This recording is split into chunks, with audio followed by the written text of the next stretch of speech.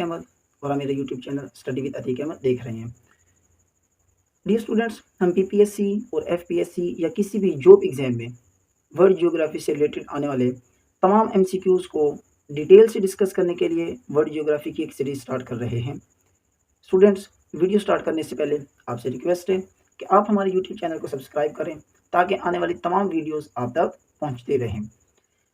इस सीरीज़ में हम एक सीक्वेंस वाइज तमाम कॉन्टिनेंट को वन बाय वन देखेंगे और तमाम इम्पोर्टेंट कंट्रीज़ जो पीपीएससी और एफपीएससी जिन कंट्रीज़ से एमसीक्यूज़ उठाता है, तमाम जो इम्पोर्टेंट कंट्रीज़ हैं, उनको हम इंशाल्लाह डिटेल वाइज़ हम उनको डिस्कस करेंगे। स्टूडेंट्स, 100% गारंटी है कि जो हमने इन नोट्स के अंदर जितने भी एमसीक्यूज़ लिखे हैं, इंशाल्लाह जो पेपर्स हो चुके हैं पीपीएससी या एफपीएससी के या जो अब होंगे, इंशाल्लाह 100% ये हम आपको गारंटी देते हैं कि इनमें जो एमसीक्यूज़ हमने लिखे हैं, इंशाल्लाह उन्हीं में से ही एमसीक्यूज़ आएँगे। अगर किसी भी स्टूडेंट को ये नोट्स चाहिए हों, तो वो हमसे जो कॉन्टैक्ट नंबर स्क्रीन पे चल रहा है, आप उस कॉन्टैक्ट नंबर पर राब्ता करें। इंशाल्लाह आपको ये जो नोट्स हैं, ये फ्री ऑफ कॉस्ट प्रोवाइड कर दिए जाएँगे। स्टूडेंट्स, अब हम अपने मेन टॉपिक की तरफ आते हैं। जो हमारा सबसे पहला जो हम कॉन्टिनेंट को डिस्कस करने जा रहे हैं, वो है साउथ अमेरिका। अब साउथ अमेरिका का जो सबसे पहला जो कंट्री आता है, वो है वेनेज़ुएला। अब डियर स्टूडेंट्स, हम जितने भी कंट्री डिस्कस करेंगे वर्ल्ड ज्योग्राफी के अंदर, हर कंट्री की 2 चीज़ें आपको लाज़मी याद करनी है। एक है कैपिटल और एक है करेंसी। डियर स्टूडेंट, मैंने जितने भी पीपीएससी और एफपीएससी के जितने भी एग्ज़ाम दिए हैं, ये 100% ये क्वेश्चन लाज़मी पूछा जाता है। या तो कैपिटल पूछा जाएगा या करेंसी पूछी जाएगी। अगर मॉर्निंग टाइम कोई पेपर हुआ है, अगर उसके अंदर कैपिटल पूछा गया है, जो इवनिंग टाइम पेपर होगा उसके अंदर वो आपसे करेंसी पूछ लेगा। तो जितने भी हम लोगों ने कंट्रीज़ याद करने हैं, पढ़ने हैं, उनका आपने कैपिटल और उसकी आपने करेंसी लाज़मी याद करनी है। अगर आप ये याद कर लें, ये इतनी डिफ़िकल्ट नहीं होते। अगर आप इनको याद कर लें, तो ये कन्फर्म है कि आपके 2 नंबर जो हैं वो कन्फर्म हो जाएँगे। तो देखें, वेनेज़ुएला, इसका जो कैपिटल है वो है कैराकस। ये जो कंट्री है ये बहुत ज़्यादा इम्पोर्टेंट है, ये याद रखिएगा। इसकी जो करेंसी है वो है बोलीवार। अब बस ये बोलीवार याद करना ये काफ़ी रहेगा। तो वेनेज़ुएला की जो करेंसी है वो है बोलीवार।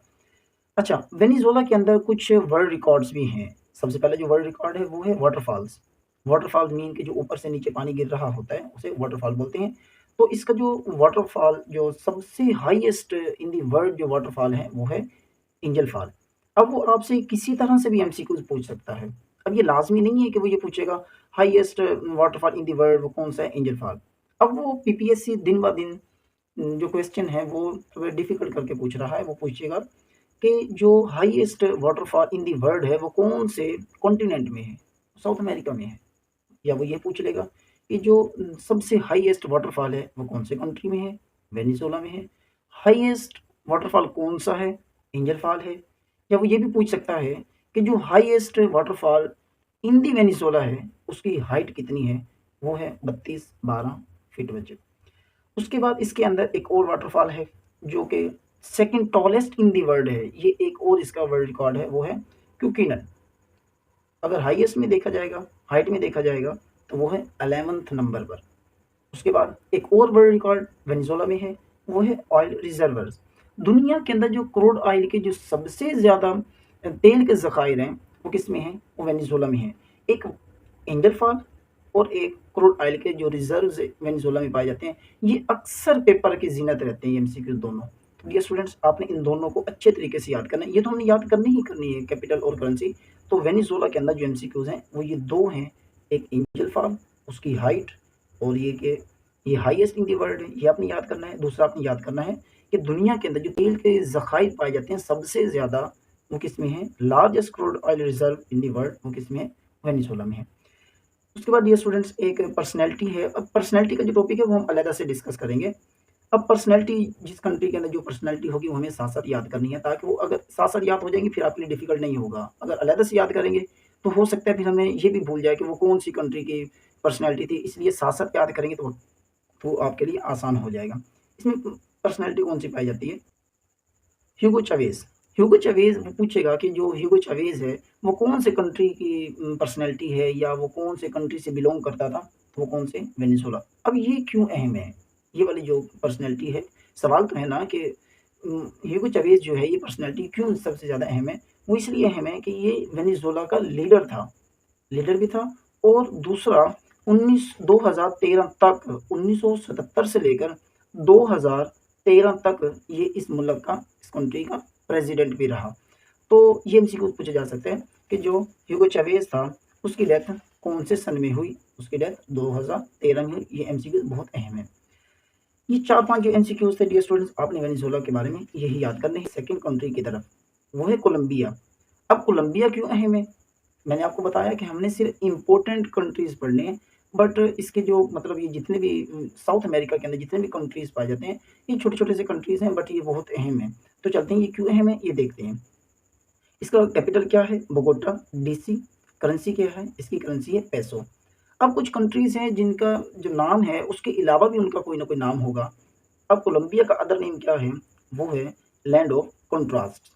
अब इसका जो इम्पोर्टेंट पॉइंट है, कोलंबिया क्यों अहम है? कोलंबिया इसलिए अहम है कि जो साउथ अमेरिका है, साउथ अमेरिका का ये वाहिद कंट्री है कोलंबिया, जो पैसिफिक ओशन और कैरिबियन सी दोनों के साथ टच करता है।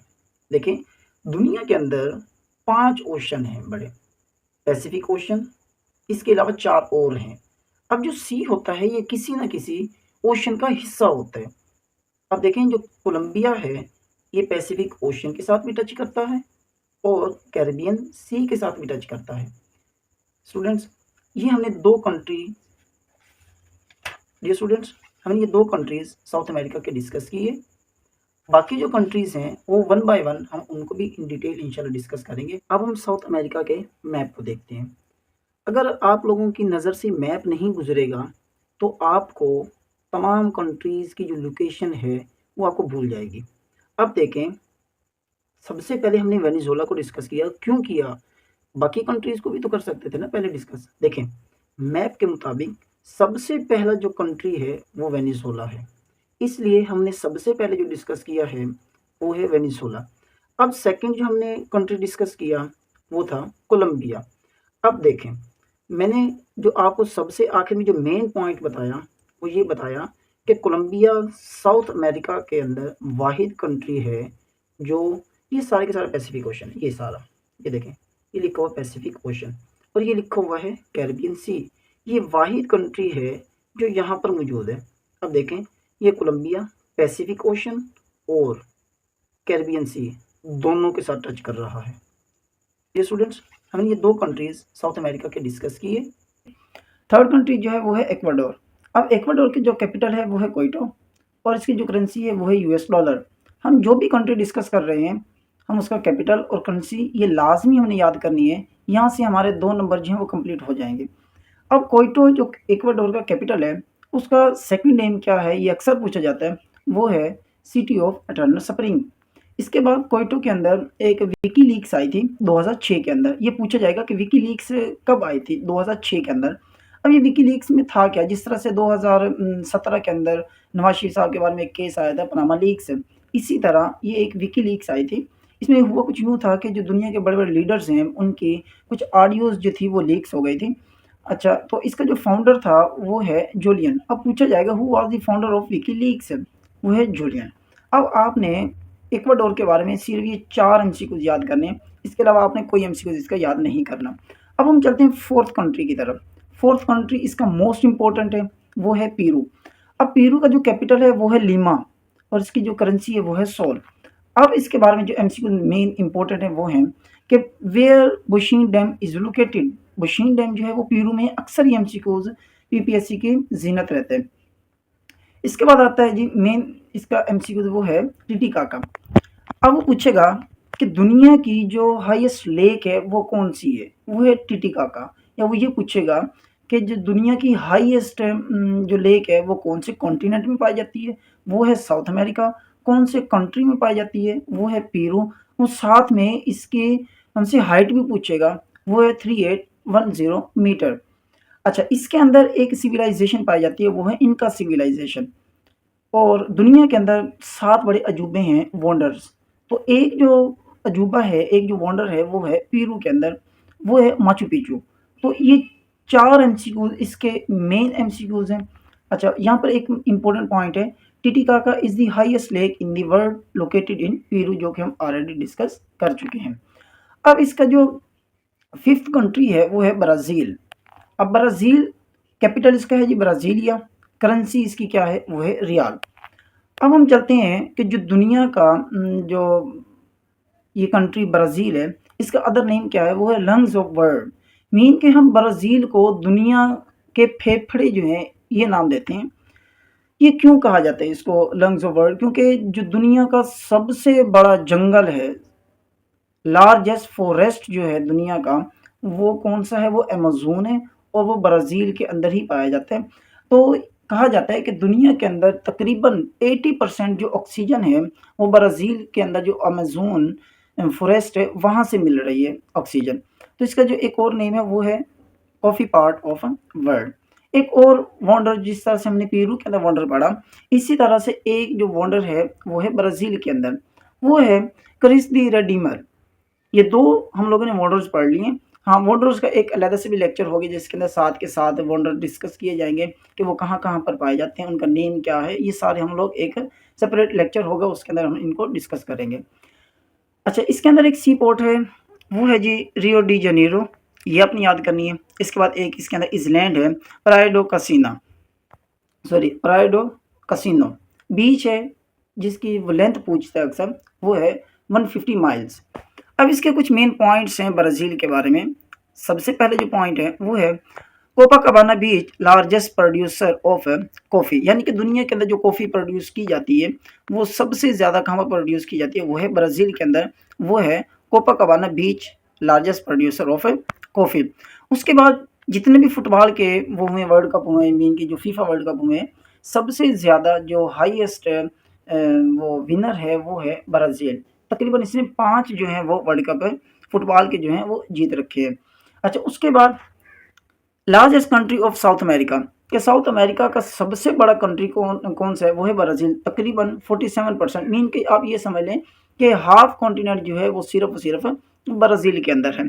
उसके बाद सबसे हैरानकुन जो पॉइंट है वो ये है, alcohol is used in vehicles in Brazil. Brazil दुनिया का वाहिद कंट्री है जिसके अंदर जो गाड़ियाँ चलती हैं पेट्रोल की जगह अल्कोहल इस्तेमाल की जाती है। क्या कमाल का पॉइंट है ये। उसके बाद river, Amazon river largest in the world. अब 2 तरह से एमसीक्यूज़ होता है और अक्सर स्टूडेंट जो होते हैं वो कन्फ्यूज़ हो जाते हैं। एक है longest river in the world और एक है largest river in the world. अब अगर लॉन्गेस्ट आएगा तो वो है नाइल रिवर, वो अफ्रीका के अंदर इजिप्ट के अंदर है।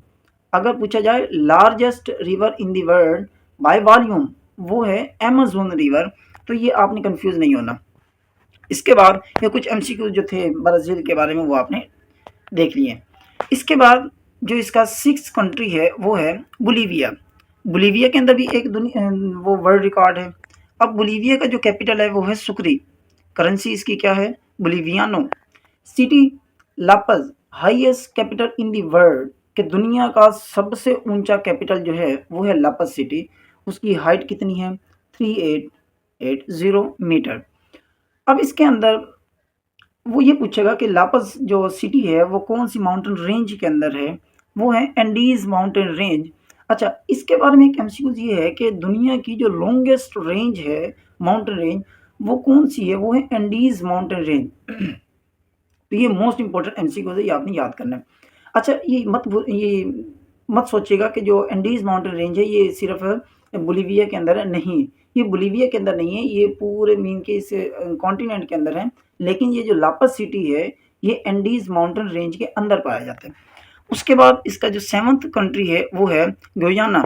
आपने से इसके 2 ही एमसीक्यू याद करने हैं। एक आपने इसका याद करना है कैपिटल, वो है जॉर्ज टाउन, और तो इसका 8th कंट्री है वो है सूरीनेम। सूरीनेम का जो कैपिटल है वो है पैरामैरिबो और इसकी जो करेंसी है वो है सूरीनेम डॉलर। सूरीनेम के बारे में जो मेन एमसीक्यूज आएगा वो ये है कि Suriname is the smallest country of South America.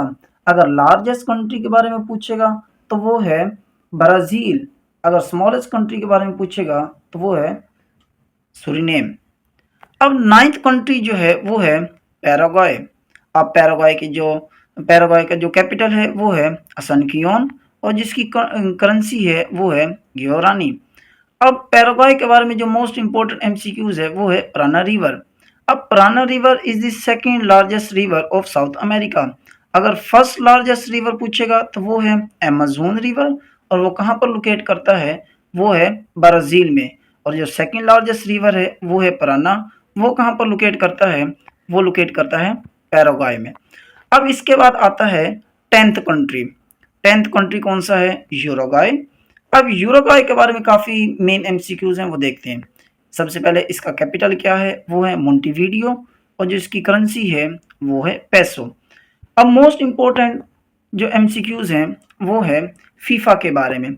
सबसे पहले पूछेगा फीफा कब बना, फीफा वर्ल्ड कप जो है वो कब खेला गया, सबसे पहला किस कंट्री में खेला गया और किसने जीता। तो देखें, फीफा वाज फाउंड इन 1904 यानी कि 1904 में बनाया गया और ठीक 26 साल के बाद 1930 में सबसे पहला फीफा वर्ल्ड कप खेला गया। इसी यूरुग्वाय में ही खेला गया और इसी यूरुग्वाय ने ही इस फीफा वर्ल्ड कप को जीता।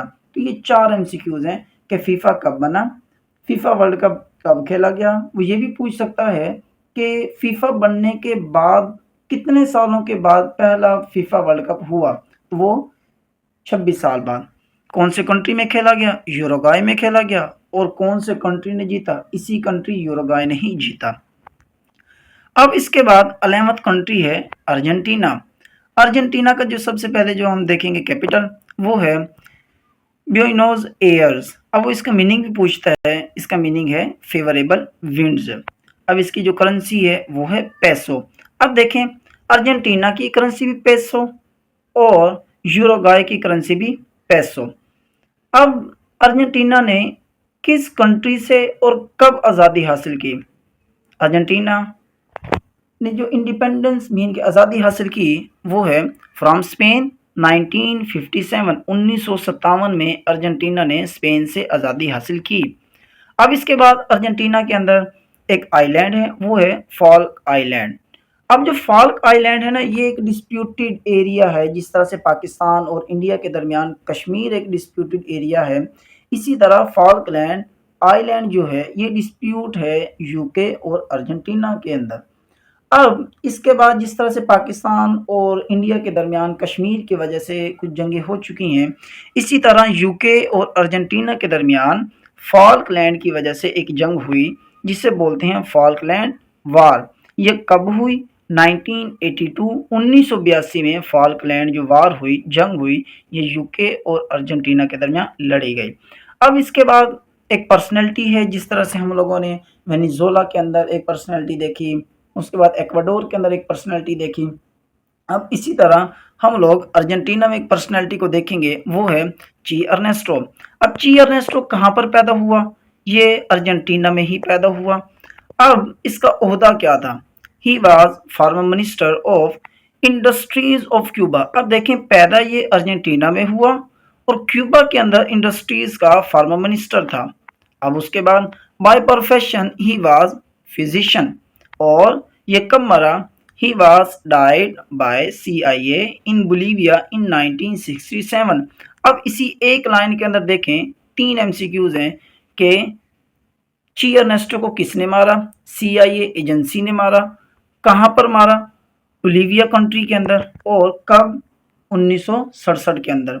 अब उसके बाद कहाँ पर ये दफन है, ये क्यूबा के अंदर दफन है। देखें, ची अर्नेस्टो अर्जेंटीना में पैदा हुआ, क्यूबा के अंदर फॉर्मर मिनिस्टर था, बाय प्रोफेशन फिजिशियन था, और CIA ने बोलीविया में इसको 1967 के अंदर मारा। उसके बाद ये क्यूबा के अंदर दफन है। अब देखें, इसके अंदर कुछ ग्रास लैंड है, मीन की जो सब्जा एरियाज होते हैं वो हैं। अब पूछेगा कि grass land of South America continent are called, कि जो साउथ अमेरिका में ग्रास लैंड है वो क्या कहलाते हैं, वो पंपस कहलाते हैं, आर कॉल्ड पंपस। और ये कौन से कंट्री में है, ये हैं अर्जेंटीना में। उसके बाद Argentina was colonized by Spain in 16th century. अब इस लाइन के अंदर 3 MCQs हैं कि Argentina was colonized by which country, Spain. Which country was colonized by Spain is Argentina. When Argentina was colonized by Spain in 16th century. अब देखें, एक ही line में 3 MCQs हैं, तो आपने इसी तरह से ही याद करना है जिस तरह से मैंने आपको बताया है। इसके बाद ट्वेल्थ और लास्ट कंट्री है चाइल। अब देखें, चाइल का जो कैपिटल है वो है सेंटियागो, इसकी जो करेंसी है वो है पेसो। अब देखिए हमने 3 कंट्रीज सीक्वेंस वाइज पढ़े, यूरुग्वे उसकी करेंसी भी पेसो, अर्जेंटीना उसकी करेंसी भी पेसो, अब चाइल है तो चाइल की करेंसी भी पेसो। चाइल के अंदर कुछ बीचेज हैं, जिस तरह से ब्राजील के अंदर हम लोगों ने पढ़ा था कोपाकाबाना बीच पढ़ी। अब चाइल के अंदर भी एक बीच है, वो है वाल पराइसो बीच। वो पूछेगा वाल पराइसो बीच जो है कौन से कंट्री में लोकेट है और कौन से कॉन्टिनेंट में लोकेट करती है। कॉन्टिनेंट पूछेगा तो साउथ अमेरिका, कंट्री पूछेगा तो चाइल। इसके बाद आइलैंड इसके अंदर है, वो है कास्टर आइलैंड। पूछेगा कि जो कास्टर आइलैंड है कहाँ पर लोकेट करता है, Castor island is located in Chile. अब डेजर्ट के बारे में पूछेगा। अब बाज़ बात वो डेजर्ट के बारे में पूछ लेते हैं और बाज़ बात वो यूं करके पूछते हैं क्वेश्चन। जब मैंने पेपर दिया पीपीएससी का तो उसके अंदर ये क्वेश्चन था कि ड्राइएस्ट प्लेस ऑन अर्थ, वो है चाइल। अगर वो डेजर्ट पूछेगा ड्राइएस्ट डेजर्ट ऑन अर्थ तो वो है अटाकामा डेजर्ट। वो ये भी पूछ सकता है कि अटाकामा डेजर्ट जो है वो कौन से कंट्री में लोकेट करता है, वो है चाइल। अब इसके बाद इसके अंदर एक ग्लेशियर है, वो है बुर्जियन ग्लेशियर। वो पूछता है कि बुर्जियन ग्लेशियर जो है वो कौन से कंट्री में है, वो है चाइल।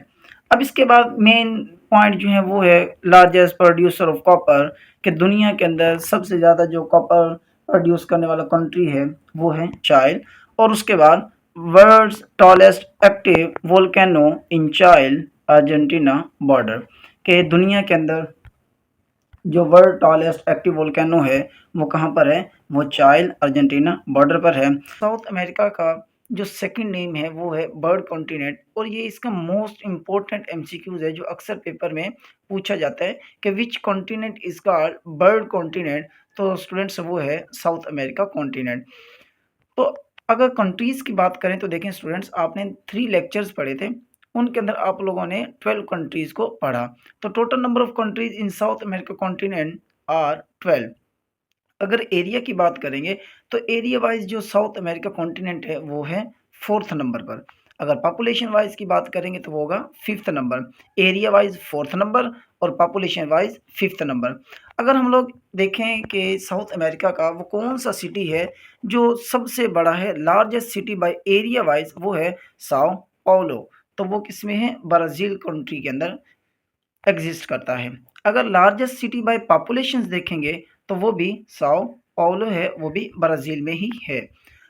अब अगर देखें कि लार्जेस्ट कंट्री बाय एरिया, तो देखिए स्टूडेंट्स हम लोगों ने पढ़ा था कि जो ब्राज़ील है वो 47% साउथ अमेरिका कॉन्टिनेंट का हिस्सा है। तो ज़ाहिर सी बात है अगर 47% सिर्फ ब्राज़ील ही है तो लार्जेस्ट कंट्री बाय एरिया भी ब्राज़ील ही होगा।